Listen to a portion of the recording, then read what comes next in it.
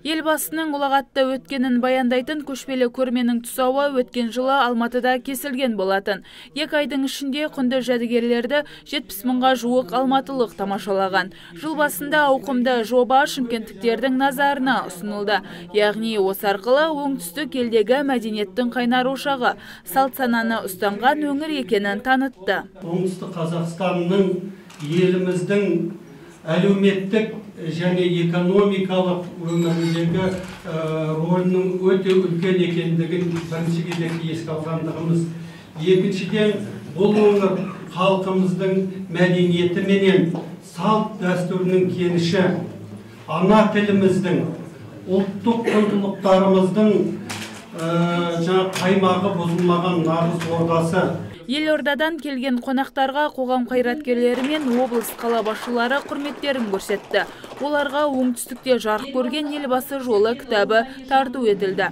Көшпелі көрме 4 бөлімнен құралған. Бұл арадан елбасының өмір өткелін, еленген марапаттарын, мемлекеттің қалыптасу кезеңі мен сыртқы саясаттағы елеулі сәттерді көруге болады. 26 жыл болды ғой тәуелсіздікке.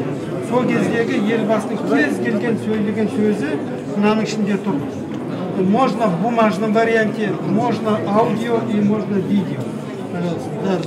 Барлық қол қойған заңы, қол қойған указы барлық ішінде. Көрермен көруге асық болған бөлімдердің бірі елбасыға тарту етілген наградалар жиынтығы. Мұнда өзге елдер көшбасшыларының Нұрсұлтан Әбішұлына берген 30-дан аса марапаты орын алған. Әрбірі Қазақстанның әлемдік аренадағы беделі, елбасының көрегенділігін көрсетеді. Келген әр адам елбасының дара жолына үңіліп, тарих өткелдерін көз алдынан өткізді. Шетелдегі ерекше шетелде болған жағдайды бейнелейтін шетелдік қонақтармен кездесуі, халықаралық мәселелерді шешкендегі документация, құжаттар, мені осылар көп әсер етеді. Тарих пен бүгінді жалғастыру келешекке бақыт деп айтуға болады.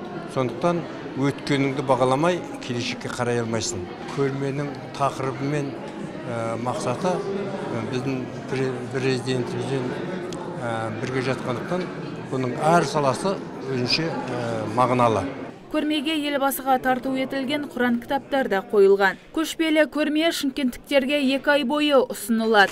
Кіру тегін. Жоба аясында елбасы кітапханасының ақпараттық ресурстары атты аймақтық кәсіби сессия мен президент оркестрінің концерті өтеді.